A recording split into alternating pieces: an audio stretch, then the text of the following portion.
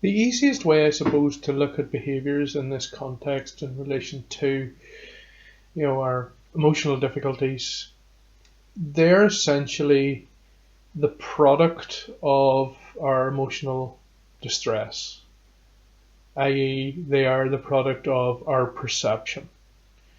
So going back to the case of Bob, Bob thinks that everybody's cruel, so he goes into the bar with the new people and he remains very quiet in the corner. If someone talks to him, he'll talk, but generally he'll stay very quiet. He won't be proactive in the conversation, if you like. And this is because the belief that people are cruel and the meeting the new people has brought up emotions of mistrust and anxiety in relation to these new people. So Bob will try and avoid too much interaction until he feels more comfortable. And in relation to anxiety, avoidance is possibly one of the big behaviours that it generates. And people avoid situations that make them anxious because they don't want to experience that emotional distress. Or, in more extreme cases, it can be out of a genuine sense of fear. And this is very much the case with phobias, an irrational fear of items and things that are essentially harmless. A phobia of feathers is a very, very good example of this. If you read some of the counselling literature, you'll find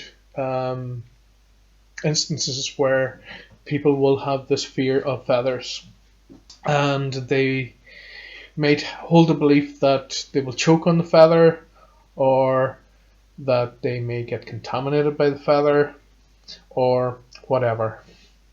So they will avoid feathers.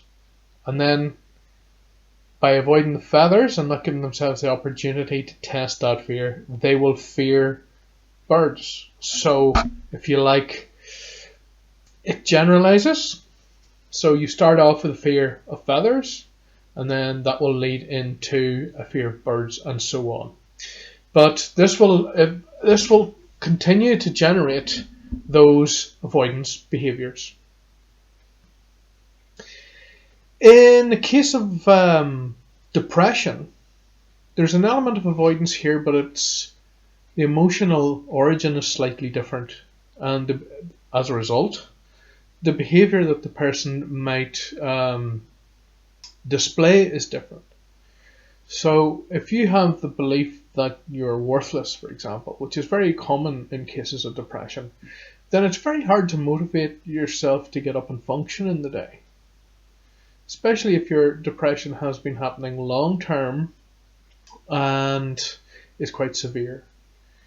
And so you'll hear people kind of criticise people who don't seem to look after themselves, or can't seem to get up in the morning, or always dishevelled, and so on and so forth. This can be as a result of their depression. So they hold this belief that they're worthless, and therefore they said, well, since I'm worthless, then what really is the point of doing anything? So this manifests into a behaviour of not taking care of themselves, neglecting themselves, if you like, an avoidance of self-care. And again, they will avoid people, but not because they're anxious, but because they don't want to deal with people, and it's just easier to kind of sit on your own and not have to worry about interaction.